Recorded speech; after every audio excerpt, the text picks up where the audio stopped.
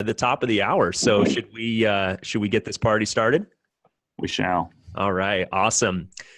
Welcome to another, do we hit the record button somewhere? Let's hit the, We did. Yeah, we did. Good. I just want to be sure. Welcome to another Ekahau webinar.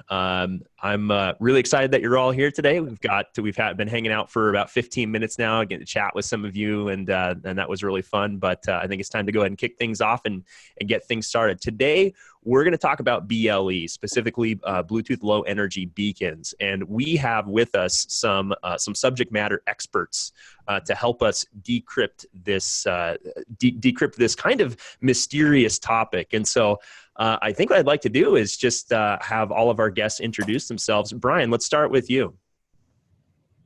Yeah, glad to be here. I'm Bryan Totten. I work for Mission Health System. We're a health system located in Western North Carolina, and I've been with Mission now for 7 years. I currently work as mobility architect. Glad to be here. Awesome. Thanks, Bryan. Joey, how's it going, man? It's going good. I am Joey Feci. I work for Driven Technologies. We're a VAR in Norcross, Georgia, close to Atlanta, and we kind of do all kinds of stuff all over the Southeast. Awesome. And Joey, what do you do at Driven exactly? What's your title there? Technically, I'm the senior wireless architect, so I'm over all the wireless design and stuff like that. Right on. Very cool.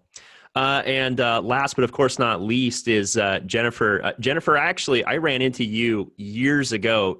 It was your video on Cisco Spectrum Expert on YouTube that basically taught me like the first things that I knew about spectrum analysis. So yeah, That's I don't know. Hysterical. No, it was great.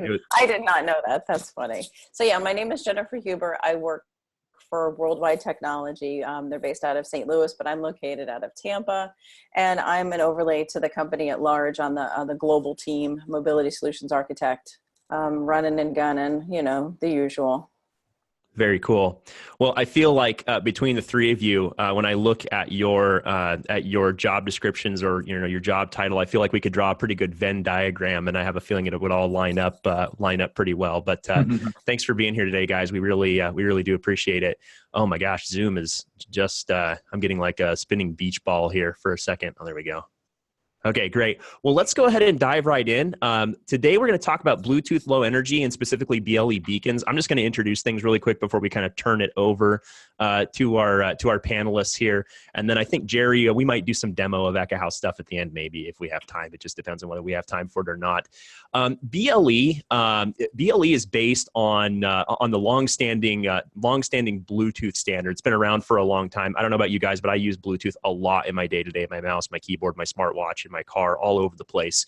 But Bluetooth Low Energy was defined as part of the Bluetooth 4.0 standard. And what we're going to talk about today specifically is beacons and what happens with BLE beacons. Now, the biggest and most important thing that I've been able to find about BLE beacons is that they all transmit a UUID, or a universally unique identifier. As a Wi-Fi guy, that kind of hits very close to home for me. Now, these do, just like Bluetooth, just like everything else Bluetooth, these do operate in the 2.4 gigahertz band. And so it starts to raise some questions.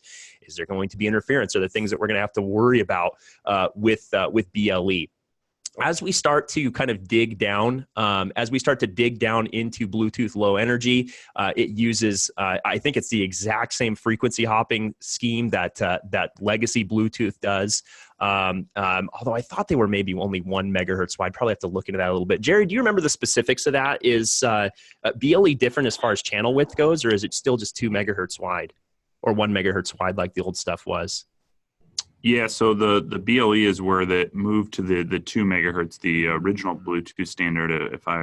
We can probably, our panelists may be able to confirm this better than I, but my understanding was it was 1 megahertz, and then when they moved to this newer FHSS scheme with BLE and Bluetooth 4.0, it moved to a 2 megahertz wide channel. Yeah, do you guys remember the specifics on that? Anybody know? Nothing. No, that's tough one. No. Yeah, it's some pretty deep PHY layer stuff there. That's pretty some nitty gritty. Yep, Yeah, exactly. it's kind of interesting though. I mean, I'm not the expert on this, but putting together this kind of webinar, that's what I like about these kind of things is that, it did encourage me to dig a little deeper. And yeah, it sounded like this all stemmed, from this move to this new scheme was to increase the range and kind of resiliency of Bluetooth is where that kind of stemmed from and why the change was there. Well, Matt makes a good comment in the chat. He says it's because we're 802.11 enthusiasts, right? But we're kind of getting to the point, and I agree, Matt. We're kind of getting to this point where all of a sudden all these different technologies are starting to converge, and we have to make them all work together. And so it's forcing me at least to have to branch out a little bit and learn a bit more about some of these other technologies.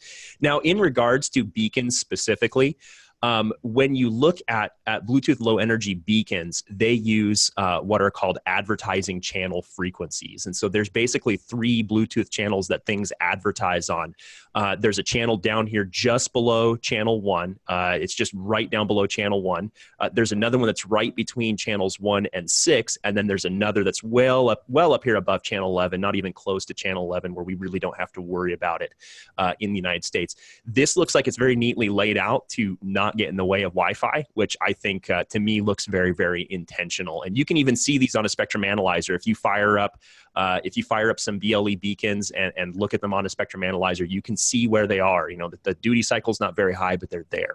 So it's pretty cool to be able to go through and look at those. So with that, I think I want to go ahead and turn things over to Joey to talk about all of the different use cases for BLE. So Joey, take it away. Excellent. So, the main use case for BLE, it seems, is wayfinding. And that's mainly guiding your customers through buildings. You have this huge 14-story Walmart or something like that, and they want to find a pair of socks. And your customer can go in there to their app, and they can put in socks, and it'll guide them throughout the entire building to the sock department. Another use case probably would be more useful for hospital situations, would probably be guiding new employees, putting nurses on the ground and saying, sending them to the pharmacy. They don't know where that pharmacy is. And again, they can use Blue Dot to run around and find that. Some of the use cases for retail environments is tracking, and typically customer tracking. They want to know where the customer is standing in their departments. So, the customer comes in and they go over to footwear or women's clothing, and they want to know how long is the customer standing in that location. You tie that in with proximity alerts, and they can stick a proximity beacon in that area and actually push coupons to people that are standing in that area and say, hey, well, if you purchase today, we'll give you 10% off, something like that. And then the last thing, like I mentioned, the proximity alerts, they like to push coupons. And then also if you're coming into a doorway, they can also push alerts to your phone, welcome you to the store, doing, daily deals and stuff like that.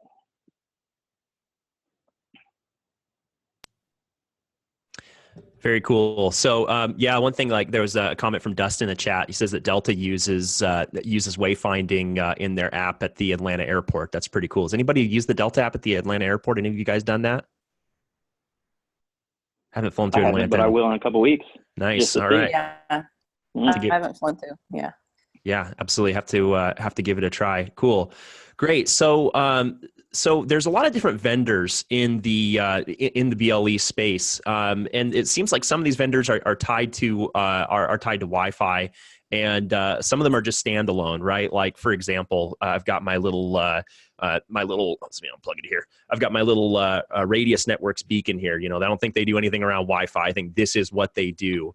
And so one thing that's kind of tricky though is to kind of understand, who are the major players in the space? What do they do? What are their value propositions? Do you guys have anything to say about kind of the different Wi-Fi vendors out there and their involvement in BLE? Well, I can speak to the major players that have the BLE beacons either built into the chipsets on their access points. Like we can see Aruba uses USB beacons, and some have BLE built into the APs themselves. Cisco has beacons that are built in, as well as additional modules. Meraki, it's just strictly built into the AP, but I believe they still have USB ports on some things. Mist is the different one in this group here, because they have the ability to do virtual beacons where they can basically adjust how the BLE antennas from the access point are aiming the BLE signals to show up as a virtual beacon anywhere on a floor plan. So they don't use physical beacons. It's all done with antennas and the magic of the Mist. I was going to say, that sounds like black magic right there. That's Totally. there's many things in this world that I don't understand, and I'm just going to add that one to the list. I don't get that. Some engineer really. It's pretty nuts. Yeah, that is pretty wild. Should we also talk about the standalone vendors that are out there as well? Yeah, there's a lot of standalone vendors out there. The biggest ones that I'm familiar with are Contact.io, Arista, and Estimote. Estimote's been around for a really long time. And as I was digging further in, I was under the original impression that Eddystone was also a beacon format, but it's not actually. It's just a communication protocol that is agreed upon as a given standard. The Google Beacon platform uses the Eddystone format, so that's the way that the devices transmit data so that they can be understood by other devices that can read that format. So it's kind of like, I won't say like an open standard, but it's one that a lot of hardware vendors can use that communication mechanism in order to transmit and receive data.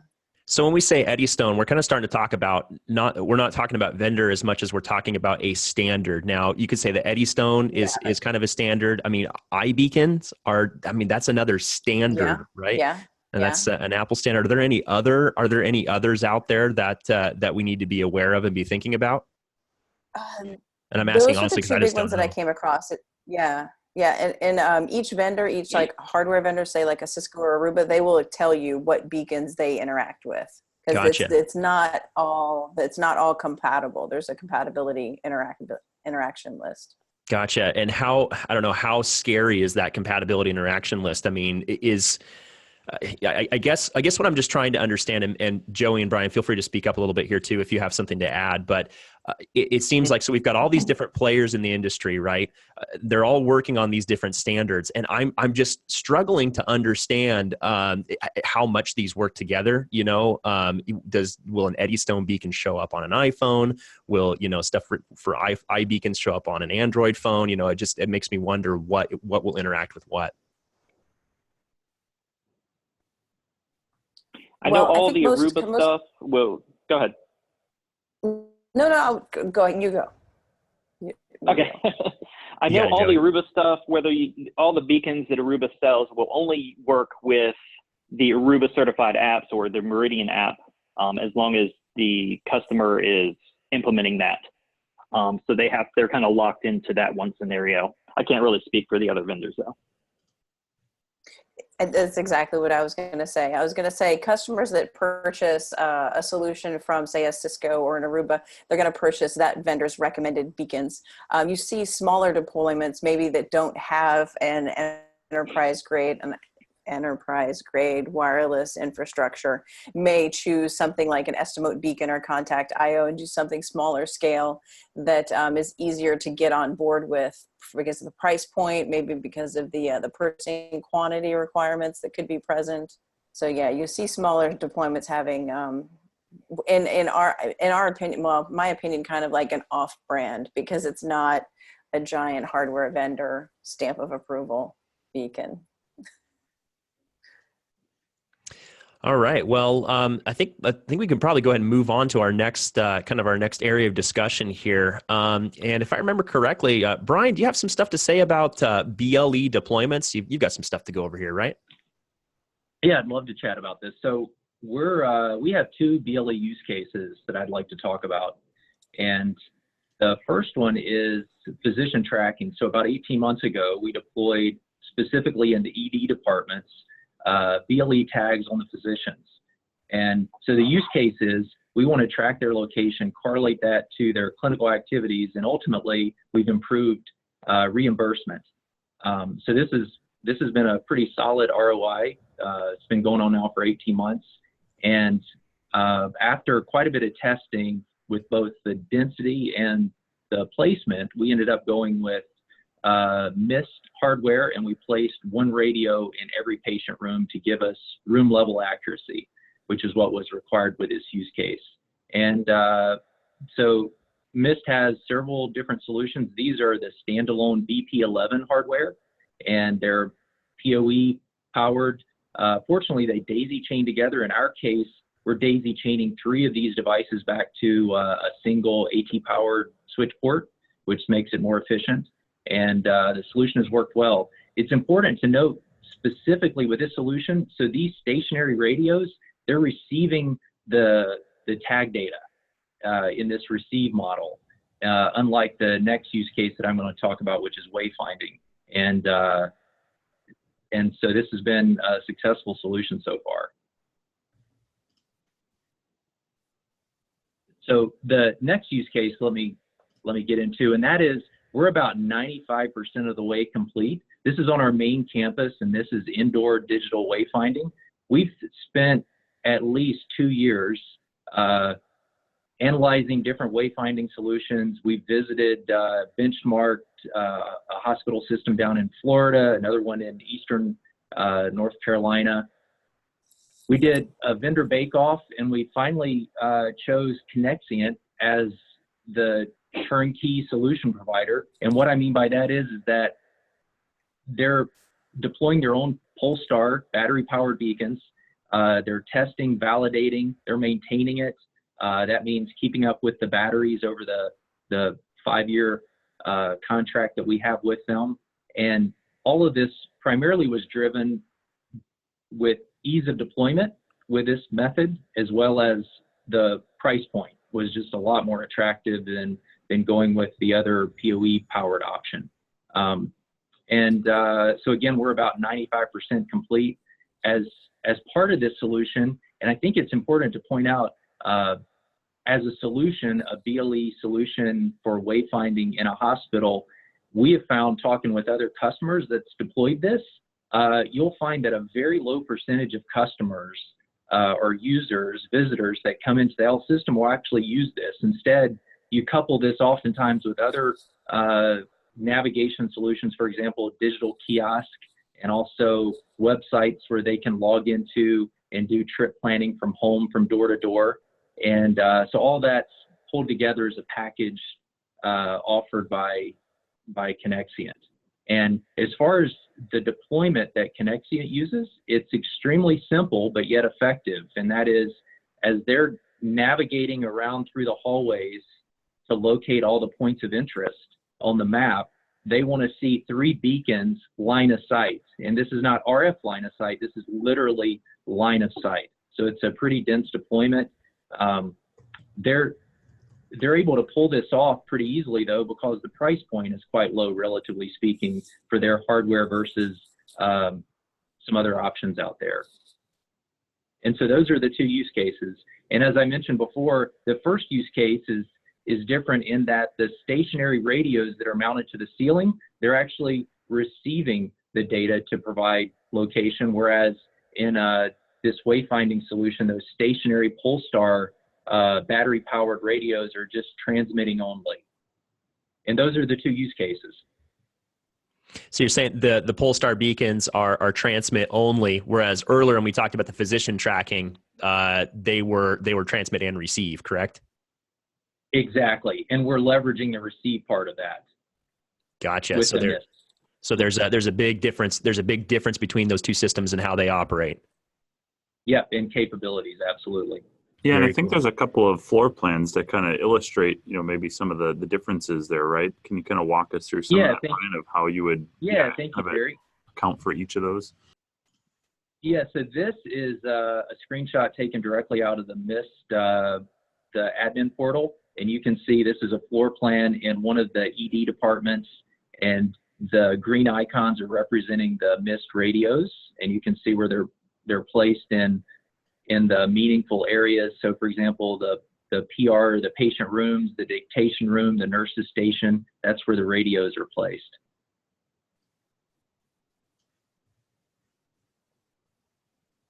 So this was for the MIST, which was for location tracking, which is a unidirectional signal, right? Is that what I was understanding? Exactly. Exactly. And so they're mounted in the ceiling, and they're harvesting that tag data that's coming off the physicians as they navigate around this clinical space. And then the next slide is the wayfinding solution. And so this is a screenshot taken out of the Connexia admin portal. And you can see this is a clinical floor on the main campus. And so these are placed in the hallways. And one thing that we ran into, which I think is a good discussion topic, and that is what we're seeing is many of the Wi-Fi vendors are starting to integrate BLE inside that same form factor. And I think one challenge we have there is, or with our testing, and maybe other people have found otherwise, but you really need the BLE radios to be in the hallway. And of course, the Wi-Fi side of things, oftentimes you're trying in a clinical space, putting your Wi-Fi radios in patient rooms and not in the hallway. So I think Jennifer mentioned that there's vendors out there that actually have maybe some USB solutions where they're not all in that same form factor, but yet maybe there's a cable that allows you to displace maybe by a few meters the actual BLE radio from the access point itself, providing Wi-Fi. Yeah, and that's super important when you're trying to snap to a path to give somebody a blue dot wayfinding path from point A to point B. Exactly. So it's interesting because obviously with Wi-Fi deployments, one of the things that's always a big rule of thumb is that we're going to place the APs near the users, right? And where they're going to be most commonly using the Wi-Fi, which is typically not in the hallways. However, with a wayfinding solution, the hallways is the important piece, and that's where the users are going to be using that application. Exactly. We've taken the whole placement. I don't know what we've relied on for years now for placement, and now it's all getting turned on its head. I mean, I guess where the users are still applies, but it's more of not only where the users are, but it's contextual for what the user is doing. If they're moving, if they're walking, that's where we need beacons. If they're in a room consuming data, well, then that's where we need the AP. Cool. Do we want to move on to the next use case? Sounds good. I think there's one more, right? Oh yeah, the Aruba Meridian route planning. Yeah, so I took this from one of my installations, America Smart in downtown Atlanta. It's a 7.2 million square foot, 3 city blocks retail space. And in the route planning, I would suggest that the best thing you can do is go on site and actually walk around the building and see the different routes that people take when they're going around.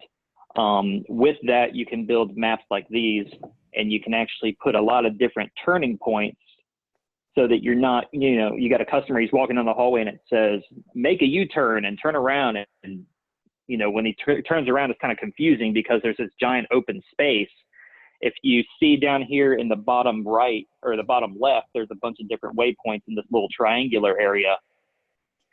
And when you navigate through that area, it's actually seamless and actually points you the way that you would naturally walk. And that's what makes BLE experience with wayfinding a more natural experience. So Joey, can you kind of walk us through this? I mean, to me, I'm looking at this, I'm thinking like site survey, right? Like this is your site survey points, you started a survey and you're tapping the map on the screen. Is that what I'm looking at here, or is this something totally different? No, this is a little different. So all the blue lines are hallways. And each of these circles, whether it's a blue circle or a white circle, is just an intersection.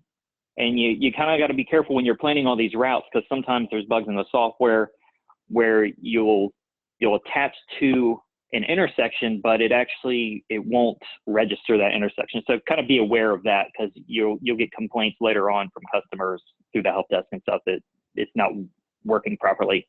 So you put an intersection anywhere that they can make a turn, and an intersection can have 5, 8 different paths leading off of it to make it such a seamless transition to, your next hallway. But that's basically what all this is. Okay, and then on the other end of that, or the user end of that, they're pulling up some kind of application that is taking this information into it to show them what path to take based on these, different routes that are possible. Okay, very cool. Yeah, and they won't see any of this. So when you see a dot, when they're walking along the hallway, that dot is only going to trigger which direction they should go. So walking up the center, let's say continue for another 50 feet to the elevators. And then when you get to the elevators, it'll say make a left and turn into the elevators, go to this floor. Joey, I have a question for you around take rate and usage, and Bryan might be able to give some input on this as well if he wants to. When I stand up like guest Wi-Fi, for example, one thing I'm always kind of interested in is okay, if there's 500 people in the building, what percentage of those people actually end up using the wireless? It's just kind of it's a nice measurement to look and see how you're doing, how the network is performing. Do you watch for take rates on systems like this? Can you tell? Is there a way to see how many people are actually using wayfinding? For Meridian, the customer can track any of the users that are using the system. So they get reports that are generated for foot traffic and where the users are going, how many are actually logging in, installing their app, what they're using it for, and other kinds of things like that. America Smart's not doing it, but one of the things you can take with that is, if you're a retail mall and you're viewing this foot traffic, then there could be a use case where you say, okay, well, all my customers pass by this suite. Maybe we could actually charge more for this suite in a rent aspect and say, well, if you get this suite, you pay a little bit more, but you have every customer that comes into our mall actually goes by that. There's some very real ways to monetize systems like this, aren't there? Yeah. Very cool. Great. Well, and Joel, go ahead. Just to add to that, I think based on the benchmarking that we've done with other health systems, we're anticipating probably less than 5% of the visitors that come into our space for the first time will probably leverage downloading the app and actually using Blue Dot Wayfinding. But again, as I mentioned earlier, I think pulling together other feature sets like being able to do to go to the Connexient web portal and do some trip planning from there, and also some of the digital kiosk, I think all those things combined, we're hoping will add the value. Great. Thanks for that, Bryan. One other thing I wanted to let the audience know. There's some questions coming in using the Q&A tool. That's great. We will have some dedicated time for Q&A here at the end. Please continue to put your questions there in the Q&A tool. Also, there is an upvote feature there, so you can upvote other people's questions, and of course, general comments and discussion in the chat are welcome. Keep it coming. So. Okay, great. Well, I think next we should probably move on and talk about the security risks associated with BLE beacons. Joey, you got some stuff to say on this one? Sure. So I guess the good thing about security with BLE is that the BLE devices are so low power that you have to be practically standing within 15 feet of it in order to attack it. Doing a quick web search and using the stuff I get from Aruba, I've only found these two scenarios where an attacker could actually start affecting a BLE device. The Cisco device, basically, when I read through, it was basically just doing a denial of service on that affected device. And in a retail environment where you're using it for monetary value, I guess that could be a bad thing. I don't really see, pointing grandma to the wrong hallway is, maybe some 15-year-old kid is in there doing that, but I don't see where that really is a problem. Yeah, be careful. The When Aruba Hollywood gets their hands on that could be ugly. Exactly. The Aruba one's a little bit more involved because apparently they're starting to integrate BLE console into their APs. So you can actually go up close to an AP and access the console portion of the access point using BLE instead of having to climb up there and pull it down and plug the cable into the top of it, which sounds like a really good idea, but in an attacker situation, he could actually go in there and access the AP and maybe prevent it to, some secret controller that he has, maybe turn it into a wrap and connect to a off-site controller and start pulling information from clients. the Bluetooth radio just becomes another attack vector. Exactly. Yeah. Yeah. But again, in order to do that, they have to be within 15, 20 feet of the device itself. So it's really low risk. The only risk that I could see is at a large public gathering where you've got lots of BLE beacons and maybe there's an app used to deliver stuff to your seat. Maybe you could redirect somebody's beer delivery to your seat instead. Yeah, that's true. Just a thought. Careful, Jennifer. Don't give anybody any funny ideas. You've got a pretty savvy audience here. Make one bathroom have no lines and like tell everybody to go to the other bathroom so you don't have to wait at all. Or stealing people's beer when they deliver it. Ooh, Yeah. Man, now it's getting serious. Yeah. Now it's serious. That's monetizing. Cool. Well, Jerry, what do you think? Should we, I don't know, since this is in fact an Ekahau presentation, should we, talk about Ekahau a little bit? Do you want to show off some planning features and maybe we could talk about that stuff a little bit? Yeah, I think we've got enough time left where we could pull up Ekahau and talk about, from a tool standpoint, what exists today. And, maybe while I'm getting things pulled up here, let's kind of talk about that a little bit of, especially those of you are guest panelists here, that have used some of the tools that are out there. What have you found, is there mobile applications that you found that have been helpful or useful at all in either planning, deploying, surveying, optimizing Bluetooth networks? I'll go ahead and start. Unfortunately, when I did it, none of this planning was available because I was doing it about this time last year. We were deploying all of our beacons. So really deploying without it, Aruba recommends, every 30 foot you put a beacon. Through our installation, we discovered that that's really a starting point. And you'll run into situations where you have multiple hallways coming in, or you're standing at an elevator, or you're in some kind of mezzanine area where you can see other floors, where we had to actually deploy more beacons to get the triangulation better so that you're not floor hopping, which is showing you on a different floor than you're actually standing. So really what we did, we had 2,500 beacons on the first weekend that we had to install. We got the IT department to volunteer, and we had a bunch of guys come in and we split them up into teams, and I gave them a piece of string that was 30 foot long, and I said, go to an AP and pull this out, and when you reach the end of the string, stick a beacon on the ceiling. And it works for the most part, but something with the Ekahau tool would have been more beneficial to be able to print out a map and hand it to them and be like, okay, go put in these locations and make sure you're hiding the beacons and stuff like that, making it aesthetically, visual, good looking, out of the way, where you're not going to notice it. And then from there, we can turn around and improve the design. Yeah, just to add to what Joey's saying, that was our experience as well. I think the tools are now very quickly catching up with the demand. And but I think Connexion, as I mentioned, they have a very simple but yet effective approach, and it's based on we want to see 3 beacons line of sight, and they're not really leveraging any advanced tools at this point in their placement. Very good. And as my understanding, like on the Aruba side, they've got the Meridian app. That's probably the main tool for Aruba deployments. Is that right, Joey? Yeah, that is, and it's iOS only, so you have to have an iPad or an iPhone to deploy. Well, let's do a little live demo here since we've got some time, and it's a good time. If you do have questions, go ahead and get those submitted, because I think we'll be switching over to the Q&A section here pretty quickly. Take a look at the questions that have been submitted already, and feel free to add yours to the mix there. But yeah, let me go ahead and pull up my screen here.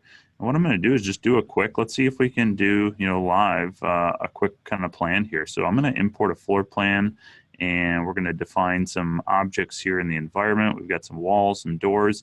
Just like with Wi-Fi, that's going to have an impact on the overall, placement of where we're going to, how many beacons we're going to need, where we're going to place these beacons. And then one of the nice things is, as we talked about, a lot of the vendors now have BLE beacons on board. So maybe a good place to start would be to design the Wi-Fi network with these APs that have a BLE beacon in them. figure out, what does my BLE coverage look like first, with just the Wi-Fi radio or Wi-Fi APs that have the BLE beacons, and then figure out how many additional beacons, we're going to need to place in the environment. So let's go ahead and define, we've got some stairwells here. And the last thing I'll choose is my interior walls, and that should pretty well round out our map here. All right, I'm going to go ahead and import this. And if you're not familiar with the wall import process here within Ekahau, you'll want to pay close attention, because it gives you some really useful information while it's importing the map and the walls and everything into the tool here. So yeah, if you've done a floor plan import before, you'll probably know what I'm talking about here. But pretty sure I saw something about Jennifer just the other day when I was running this. I don't remember what it was, but I thought I saw something about gingerbread cookies. Is that what it is? Gingerbread cookies? Nice. Yep. Yeah, I think it's about that time. I think my favorite one in there is accelerating the DeLorean to 88 miles per hour. It's definitely accurate. That's an important part of the wall drawing process. So yeah, rather than me doing all the tedious work of drawing in all these wall segments, we can sit here and read through these nice progress indicators for us. Now, I will say that it seems like doing a screen share slows this down quite a bit, doesn't it? I think it does, yeah. Screen share really kills it. It's almost kind of sad to me when I draw in some walls when I'm not doing a screen share, because then I don't get to read all the messages. Yeah, you don't get to read. They just go zip by. Yeah, like, and they're gone. was It's like, something that about wasn't fun. Yeah. That wasn't fun at all.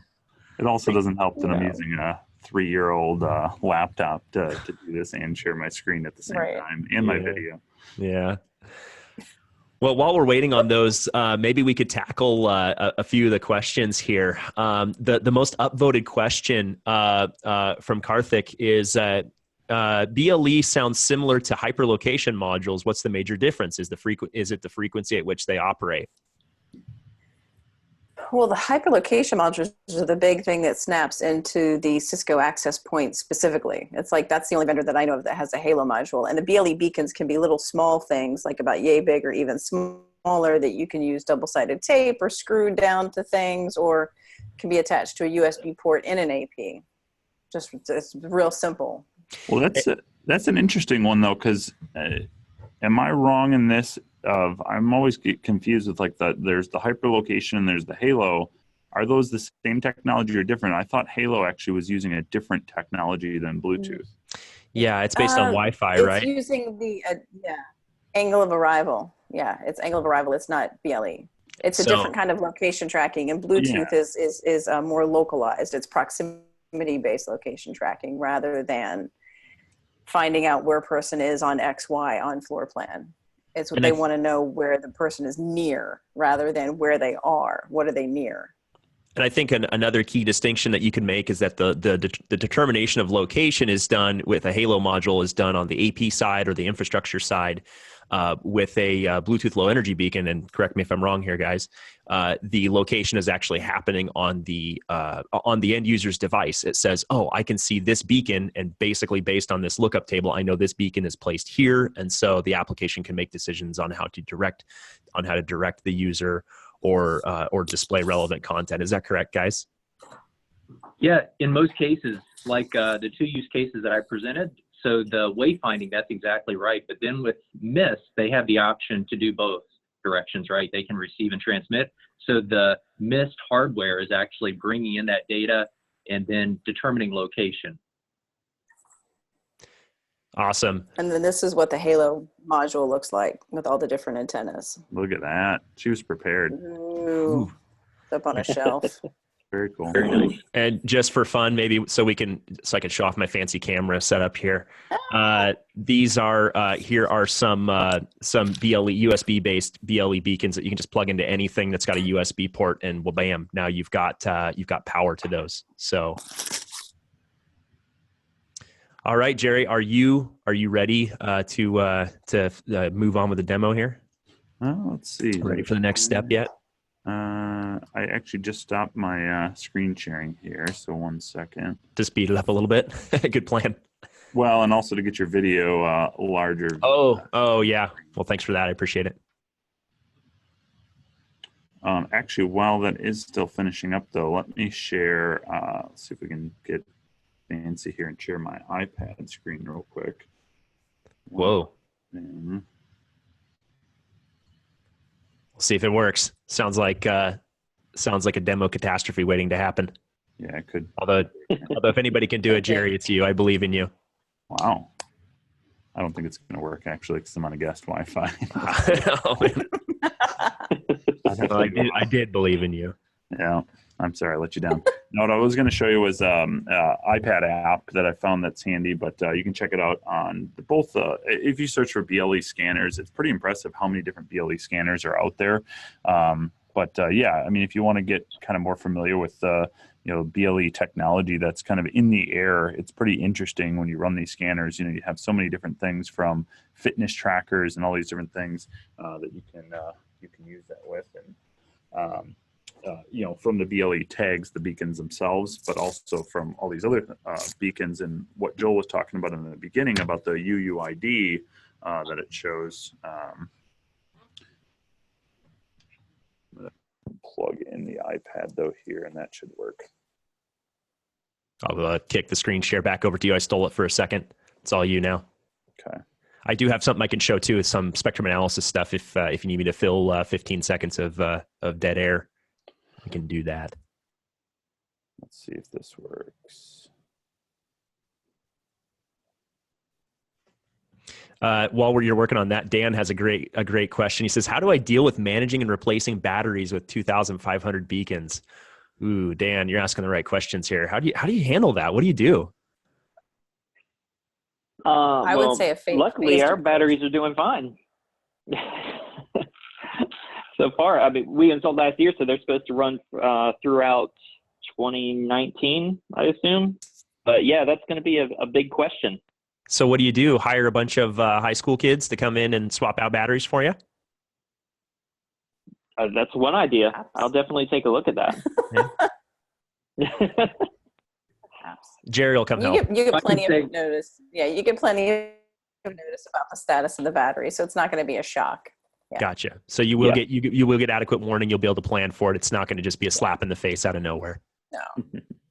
Yeah, I've actually already gotten 2 or 3 warnings about battery levels on beacons that are somewhere in that. I haven't checked it out yet, but yeah, they'll start warning you. In our case, we were quite concerned about that. We purchased that as a service, so the vendor is going to manage that. They anticipate the batteries lasting for up to 5 years. Wow. A quick question though, there on the BLE beacons, if you've got the small ones that are just sat by themselves, how do they communicate the low battery status to you? Ooh. It's part of the standard communication. They're set to beacon their battery status, I believe, along with every UUID, if I'm not mistaken. Okay, but then who's going to receive that? I would think that the application that's using that BLE beacon information to do something and show something to the end user, you would gather that information either from like the Meridian application or whatever third-party application is taking that BLE data in and using it to make a decision to either show the customer a thing or to provide a direction. So it would be a back-end data so it would be source. back-end, so we would be relying on customers using the application on site to receive that. Yeah, No, but they're no. So in the back end, right? But I'm just asking if you don't have customers using it, then that low battery message has no way of ever getting to your dashboard. This is a question, not a statement. Yeah. So you would have some sort of dashboard to look at all of your BLE beacons so that you would know their status and you would know their location.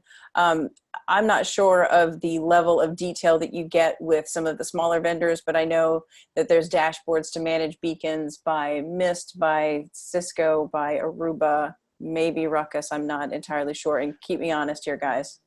Sure. No, I understand that one. Yeah, but then it was just a question of if it was one of those very, very small ones, small BLE beacons, what's the data path for it to tell you? Don't know. Could So what happens find is out though. Not entirely sure. the little battery-powered beacons will actually broadcast that information. With the Aruba system, you can integrate all the access points in the wireless network to listen to those beacons and report that battery information back to the Meridian app. Okay, cool. That makes sense. Perfect. Thank you. I was just curious there on what, how it would ever, how that got back. Wicked. Thank you. Yeah, good question, Nick. As soon as you asked that, I was like, oh, I hadn't thought of that. Jerry, you ready to go over there? Oh, Jerry, come in, Jerry. Earth to Jerry. We can't hear you.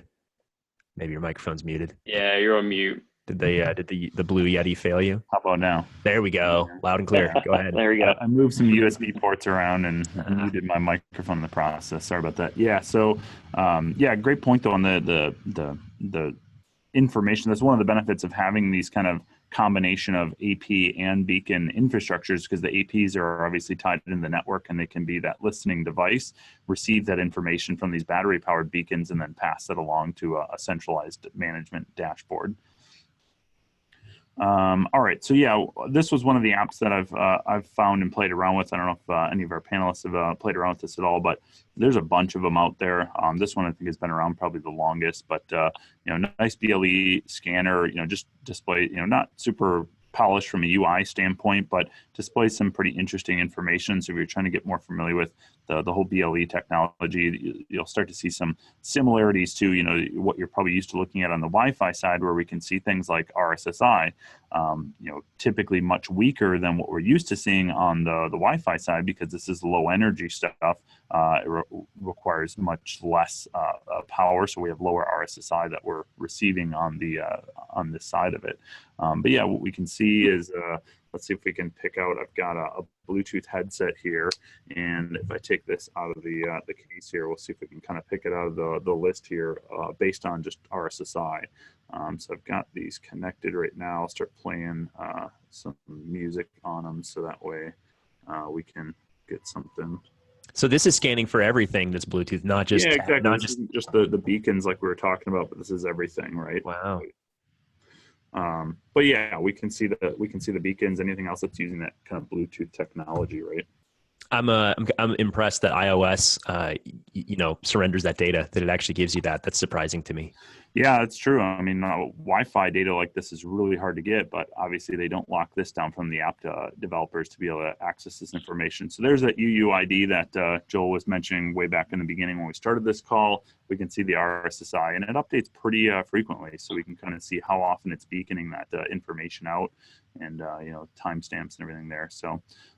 That I think can be a pretty useful tool. If you're trying to troubleshoot or validate something, especially if you have that UUID, you can use this to kind of track that down. If you're trying to locate something, at least we have some information there. So, like I said, not the super polished tools that we're probably used to seeing on the Wi-Fi side, but this can be these kind of tools can be pretty helpful. Now that we've highlighted this, you know what's disappearing in 12.2. What was that? Disappearing. And now that we've highlighted this feature, we know what's going to be removed in iOS 12.2. Oh, they have useful tools. We need to get rid of those. Well, Jerry, why don't you show us the BLE planning stuff in Ekahau real quick, and then we can jump on some questions and try to get this thing wrapped up in a few minutes and let everybody get on with their day. Yeah, good call. We're getting a little late here, so let's go ahead and just quickly show. So actually what I'm going to do first is we're going to plan this thing out as a Wi-Fi network, right? So I'm going to go into my coverage planning mode. We're going to try and just do this live here real quickly. So under the AP selection, we've got two different options. Now, this was introduced in ESS 9.2. I'm running the latest 9.2.5 here, but I'm going to choose multi-radio access point. And since we've talked a lot about Aruba, any Aruba APs, to my understanding, that are a 300 series or newer, have a BLE radio in there. So if you're rocking any of the 300 APs, you'll have that. You've got BLE technology already in your environment that you can leverage. So let's grab like a 305 here, and I'm just going to start moving my mouse around the map. Now, again, this is going to be a little laggy, especially with the webinar and the delay and stuff there. But really, this is the coverage planning mode is pretty snappy, right? I can just move my mouse around, and just when I find a good location for an AP, I just click it and drop the AP on the map here.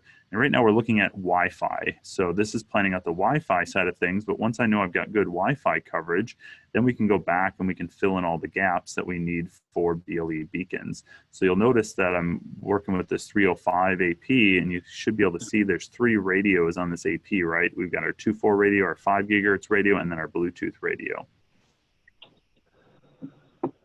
Drop a couple more access points just so we got some decent coverage. And you can see I'm designing this thing for -67 is what the primary cell edge here signal strength is that we're designing for.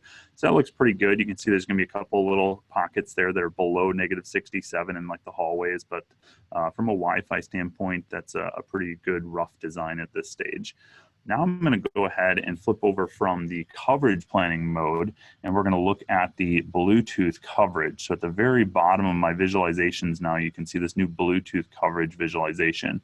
So what that's going to do is filter out the Wi-Fi signals and just look at what does my Bluetooth coverage look like. And as we discussed before, I think, Brian, you might have mentioned this, we need to have at least 3 beacons audible at all areas. Actually, you said you need to have 3 beacons within line of sight of each other, right? Not even just audible of each other, not even from an RF standpoint, not even 3 within RF audibility, but 3 beacons that are line of sight of each other. Is that right? That's right, Jerry. And I think, as tools like this are now coming and hitting the market, we can get more sophisticated and tactical in our planning.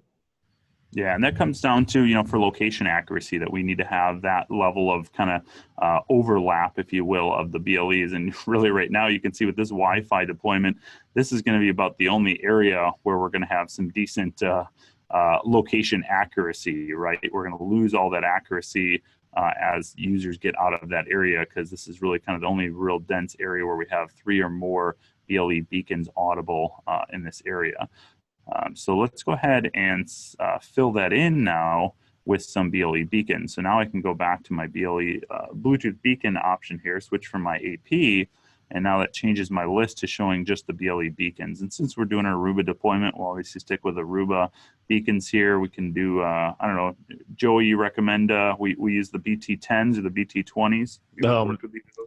Oh, you said Joey, not Joel. Yeah, I was like, I have no idea. What's the word, Joey? Oh, I think he might be muted.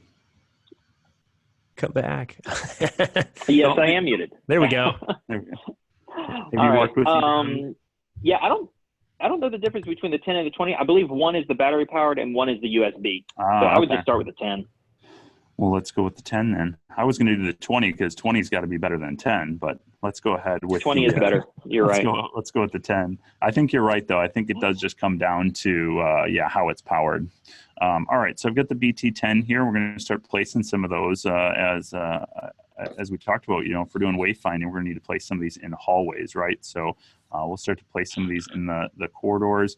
And now look at that, just placing that one beacon, we've already been able to get 3 BLE radios audible in that whole section of the building there. So anywhere we're kind of painting the map blue indicates that we have 3 or more beacons audible. And we would just kind of rinse and repeat that process, fill in all the areas until we have that level of accuracy that we're looking for. What do you think, Brian? Would that have helped you out with some of these projects you've worked on in the past, or have you gotten a chance to utilize this at all yet? Yeah, it absolutely would. It's the timing of this is just a little bit late for our projects, but this is a fantastic tool. I've got a quick question. Just for the guys who actually have deployed a BLE solution, is there once the BLE beacons are deployed and you've got the dashboard and you've got a map on there, is there any kind of calibration process that has to be performed? I don't believe there's calibration. In the Meridian app, you can actually pull up one of your floor plans, and there's a little tennis shoe in the top left corner. You click that, and then you tell it, before you start surveying, you tell it where you're actually going to walk and point out your route, and then you hit play, and you walk that route. And it generates a map from green to red that shows you, where you were kind of losing BLE signals so that you can adjust and add beacons where you need them. Okay, cool. Okay, and so that is, at the moment, a site that is a BLE site survey. Yeah, basically. Okay, but it's Yep. not doing. And It's not it's not part of a calibration process. No, Okay. no, cool. there's not much With- calibration. You can only adjust the power on the proximity beacons because you want to be able to minimize when the customer would actually get an alert. As far as just the location tracking beacons, it's set at 1 power. I don't know what that power is, and you just kind of deploy them where you need them. Okay, cool. Makes sense. Thank you. Cool. Well, we should probably move into some Q&A here and get this thing wrapped up. What do you guys think? Sounds good. Sounds All good. right. Great. So I'm just going to start at the top of the Q&A and just, look at the stuff that's the most upvoted. So if you'd like to go in there and upvote some stuff, audience, then feel free to do that. I think the most one of the most upvoted ones is from Tanver. He says, "Is the Mist solution the only bi-directional beacon technology?" I don't know. I think Bryan. I think that might be your wheelhouse. Any idea if Mist is the only is that the only bi-directional beacon technology out there? So most certainly Mist is, and I'm not sure if this is yet in the Cisco space. Mm-hmm.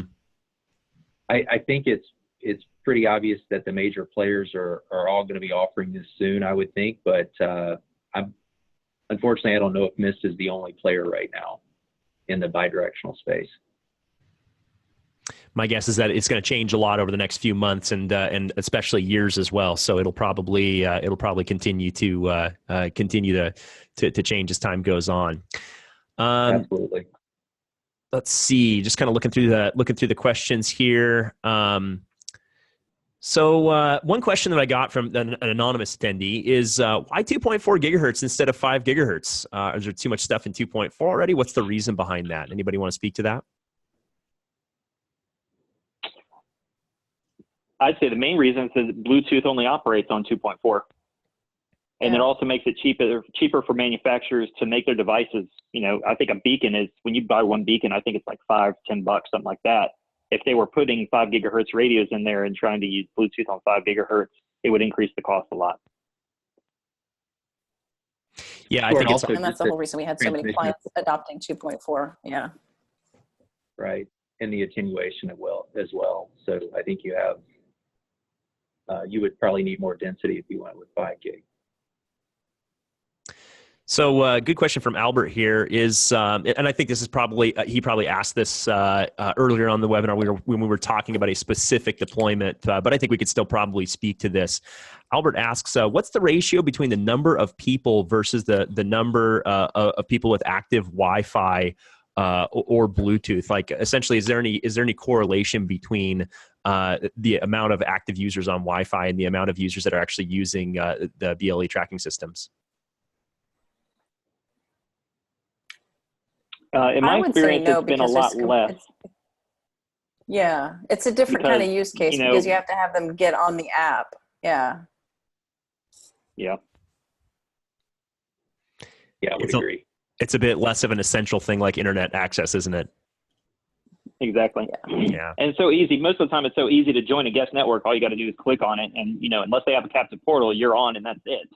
Whereas, if you have to download this app, you're going to the app store and you got to click this. And then, if somebody else designed the wireless, then the guest network is slow. And then you got to sit around for 20 minutes waiting for the app to download and I kind of, for things like wayfinding, I kind of wonder if it's going to take, getting wayfinding integrated into Google Maps or into Apple Maps or, just those applications that everybody has, right? Before this really starts to take off and really see a lot of market adoption. On that note, Tanver has another question. He says, what kind of applications are there for smart offices aside from wayfinding? Joey, I think you talked about applications a little bit. Are there any kind of fringe use cases out there that we're seeing for BLE and iBeacons? not that I know of now. I've seen some stuff in conference rooms. Yeah, go ahead. Yeah, conference rooms for like AV sharing, things like that have used Bluetooth. Like the proximity of who's in the conference room could affect the lighting or the heating or whatnot. You could do things like that. Daniel has a good question here that I think is associated to that. He asks, are any beacon vendors out there with enterprise support tools, like things like federated management or inventory applications? Is anybody doing that with BLE right now?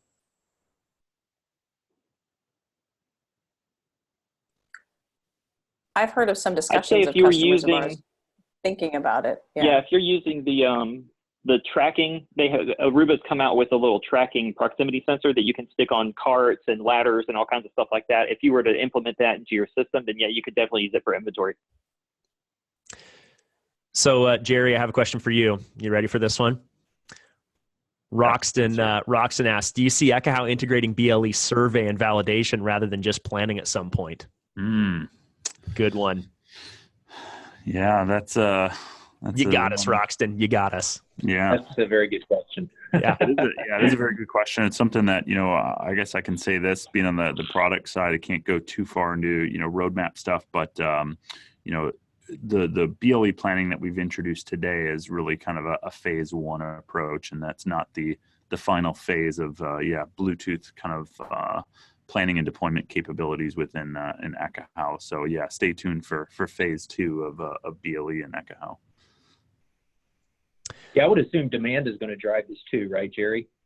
Exactly. I mean, yeah, that's what really brought the BLE planning functionality to the tool. I mean, we didn't run out and add BLE planning functionality in the tool when the first, BLE radio was put into an access point. But now that there's enough of that and enough demand, we had to respond to that and put the R&D into developing that feature set.